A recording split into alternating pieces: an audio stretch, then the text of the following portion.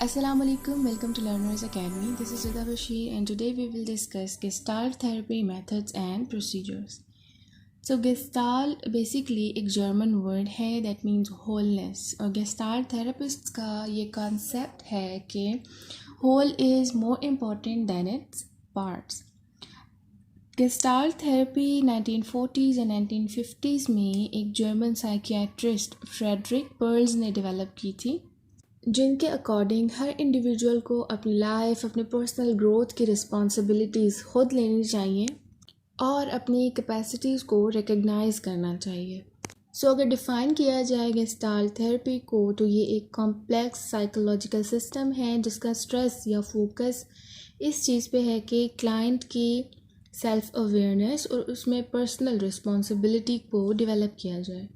Gestalt therapy basically client को ये तमाम बातें सिखाती है कि वो इस सब से अवेयर हों कि वो क्या कर रहे हैं, कैसे कर रहे हैं, किस तरह से उन्होंने ख़ुद को चेंज करना है and eight the same time कैसे ख़ुद को एक्सेप्ट करना है और वैल्यू देनी है।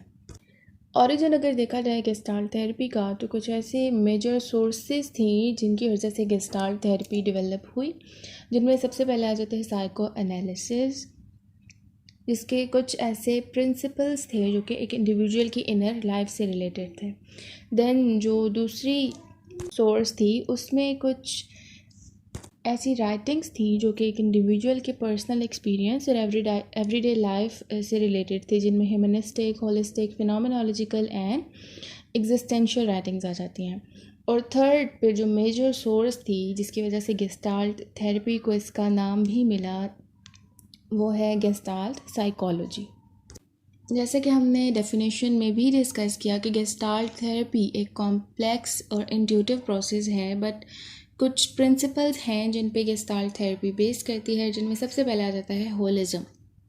तो गेस्टाल्ट थेरेपी का जो फोकस है या स्ट्रेस है वो इंटीग्रेशन पे है। मींस कि एक इंडिविजुअल के थॉट्स, उसकी feelings, behaviour, body sensations, dreams etcetera सबको एज अ होल कंसिडर किया जाता है, पार्ट्स में स्टडी नहीं किया जाता।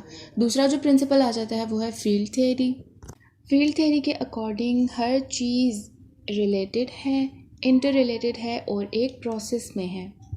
अगला जो प्रिंसिपल है वो है फिगर फॉर्मेशन। फिगर फॉर्मेशन ये डिस्क्राइब करता है कि किस तरह से एक इंडिविजुअल अपने इन्वायरमेंट को ऑर्गेनाइज करता है और मैनिपुलेट करता है। नेक्स्ट आ जाता है ऑर्गेनिज्मिक सेल्फ रेगुलेशन। इसके अकॉर्डिंग एक इंडिविजुअल की नीड्स या उसके इंटरेस्ट्स में जब डिस्टर्बेंस क्रिएट होती है तो उसका अपने इन्वायरमेंट के साथ एक इक्विलिब्रियम या जो बैलेंस बना हुआ होता है वो बैलेंस भी डिस्टर्ब हो जाता है।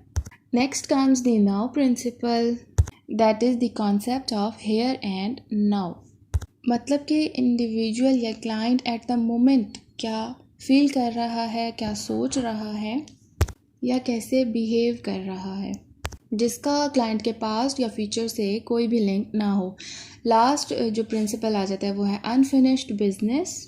इसमें इंडिविजुअल की वो तमाम अनएक्सप्रेस्ड फीलिंग्स आ जाती हैं जो कि उसकी मेमोरीज़ या फिर उसकी फैंटेसीज से एसोसिएटेड हों, जो कि उस टाइम पे क्लाइंट ने प्रॉपरली एक्सपीरियंस ना की हो, किसी भी डर या खौफ की वजह से उन फीलिंग्स को सप्रेस कर दिया हो और अब उसके प्रेजेंट लाइफ में वो फीलिंग्स डिस्टर्बेंस क्रिएट कर रही हो। सो अनफिनिश्ड बिजनेस में क्लाइंट उन तमाम डिनाइड फीलिंग्स को एक्सपीरियंस करता है ताकि जो भी डिस्टर्बेंस है उस डिस्टर्बेंस को ख़त्म किया जा सके। देन कुछ मेथड्स और प्रोसीजर्स आ जाते हैं जो कि गेस्टाल्ट थेरेपी में यूज़ किए जाते हैं। सो गेस्टाल्ट थेरेपी के एम की अगर बात की जाए तो हमारी अवेयरनेस कि हमारी एनर्जी के दरमियान जो इंटर रिलेशनशिप है उस पर गेस्टाल्ट थेरेपी का बहुत ज़्यादा स्ट्रेस है, क्योंकि जब किसी भी अननोन फीलिंग या अननोन थॉट की वजह से एक इंडिविजुअल की अटेंशन या उसकी जो फोकस है वो डाइवर्ट हो जाए या स्कैटर हो जाए तो उस इंडिविजुअल की पर्सनैलिटी में जो एक एनर्जी फ़्लो है वो फ़्लो ख़त्म हो जाता है। सो एनर्जी के फ़्लो में जो भी बैरियर आ रहा है एक गेस्टाल्ट काउंसलर डिफरेंट मेथड्स और प्रोसीजर्स को यूज़ करके उस बैरियर को एलिमिनेट करता है। मेथड्स एंड प्रोसीजर्स की तरफ जाने से पहले कुछ स्टेजेस हैं गेस्टाल्ट थेरेपी की जिनको हम डिस्कस करते हैं, जिनमें सबसे पहली स्टेज आ जाती है इमर्जेंस ऑफ द प्रॉब्लम।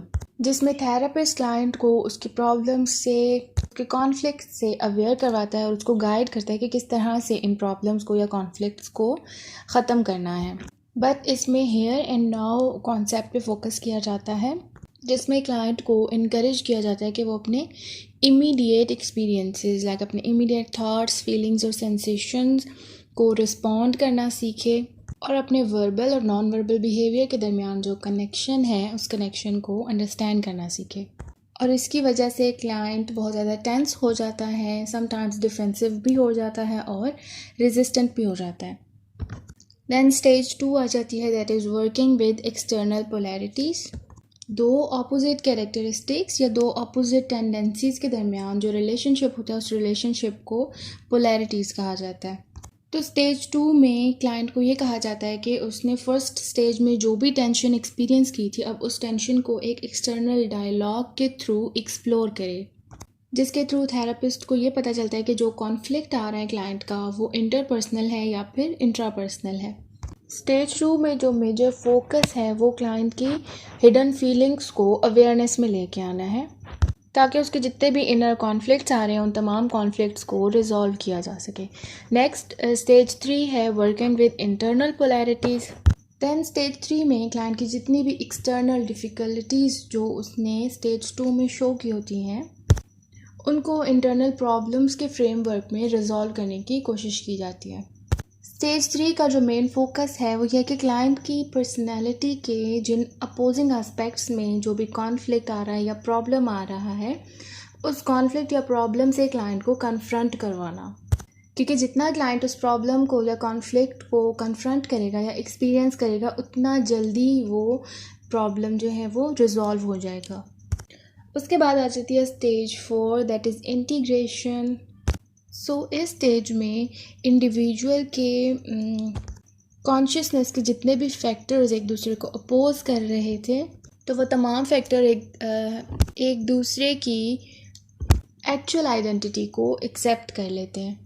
उसके बाद कुछ एक्सरसाइजेज और एक्सपेरिमेंट्स आ जाते हैं जो कि क्लाइंट की अवेयरनेस को इन्हेंस करने के लिए यूज़ किए जाते हैं। डिफरेंट एक्सपेरिमेंट्स यूज़ किए जाते हैं जिनमें आ जाता है इमेजिनिंग में क्लाइंट किसी भी थ्रेटफुल फ्यूचर इवेंट को इमेजिन करता है और फिर उस इवेंट से रिलेटेड एक डायलॉग सेटअप किया जाता है। नेक्स्ट जो एक्सपेरिमेंट आ जाता है दैट इज़ ड्रामेटाइजिंग। इसमें किसी भी पेनफुल इवेंट से रिलेटेड मेमोरी को ड्रामेटाइज किया जाता है और थेरेपिस्ट जो है वो क्लाइंट के फादर या मदर का रोल प्ले करता है और रोल प्लेइंग के थ्रू उन मेमोरीज़ को, पेनफुल मेमोरीज़ को रिलीव किया जाता है। थर्ड जो एक्सपेरिमेंट आ जाता है वो है फोकसिंग। तो फोकसिंग में की पर्सनैलिटी के जो भी दो कॉन्फ्लिक्टिंग एस्पेक्ट्स हैं उन एस्पेक्ट से रिलेटेड एक डायलॉग सेटअप किया जाता है और इस डायलॉग में क्लाइंट के जितने भी नॉन वर्बल साइंस, जेस्चर्स या पोस्चर्स हैं उन पे फोकस किया जाता है। इसके अलावा कुछ ऐसे क्वेश्चंस और स्टेटमेंट्स यूज़ की जाती हैं जिसके थ्रू क्लाइंट की जो अपने प्रॉब्लम से रिलेटेड अवेयरनेस है उसको इन्हेंस किया जा सके। इसके अलावा क्लाइंट की अवेयरनेस को इन्हेंस करने के लिए उसके वर्बल बिहेवियर और उसकी लैंग्वेज पे भी फोकस किया जाता है, क्योंकि क्लाइंट का वर्बल बिहेवियर और लैंग्वेज उसकी फीलिंग्स, थॉट्स और एटीट्यूड्स को प्रॉपर्ली एक्सप्रेस करते हैं। नेक्स्ट जो एक्सपेरिमेंट यूज़ किया जाता है वो है सेल्फ डायलॉग, जिसमें एम्पैथी चेयर टेक्निक यूज़ की जाती है और client at the same time dual role play करता है, पेरेंट का भी और चाइल्ड का भी। और इस दौरान क्लाइंट अपने डायलॉग्स के थ्रू उसके जो भी इंटर या इंटरपर्सनल कॉन्फ्लिक्ट्स होते हैं उन तमाम कॉन्फ्लिक्ट्स को एक्सप्रेस करता है। इसके अलावा क्लाइंट के साथ गाइडेड फैंटेसी की टेक्निक यूज़ की जाती है, जिसमें क्लाइंट को कहा जाता है कि वो अपनी आंखें बंद कर ले और थेरेपिस्ट क्लाइंट को गाइड करता है कि वो कोई भी पास्ट या फ्यूचर इवेंट इमेजिन करे, जिसके थ्रू क्लाइंट अपने कॉन्फ्लिक्ट्स या फिर अपनी टेंशन्स को एक्सप्रेस करता है। इसके अलावा जो टेक्निक यूज़ की जाती है उसमें आता है ड्रीम वर्क, जिसमें क्लाइंट अपने किसी भी प्रॉब्लमेटिक या डिस्टर्बिंग ड्रीम को अज्यूम करता है। थेरेपिस्ट उस ड्रीम से रिलेटेड जितनी भी डिटेल्स हैं उन डिटेल्स को अपने पास नोट कर लेता है और फिर क्लाइंट अपने उस ड्रीम को रोल प्ले या डायलॉग्स के थ्रू अपने थेरेपिस्ट के साथ डिस्कस करता है। इसके अलावा ड्यूरिंग सेशंस क्लाइंट को डिफरेंट होमवर्क असाइनमेंट्स भी दी जाती हैं। नेक्स्ट आ जाते हैं रूल्स ऑफ गेस्टाल्ट थेरेपी। तो 1970 में लिवित्स्काई और पर्ल्स ने कुछ रूल्स दिए थे गेस्टाल्ट थेरेपी के, जिनमें सबसे पहले ये आ जाता है कि थेरेपी में ड्यूरिंग सेशन जितनी भी कम्युनिकेशन होगी वो तमाम कम्युनिकेशन प्रेजेंट टेंस में होगी।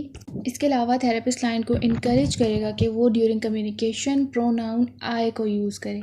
इसके अलावा क्लाइंट का जो फोकस होगा वो इमीडिएट एक्सपीरियंसेस पे होगा। थेरेपी में किसी भी किस्म की गॉसिप नहीं की जाएगी और क्वेश्चंस को ड्यूरिंग थेरेपी डिस्करेज किया गया है। अस्सलाम वालेकुम।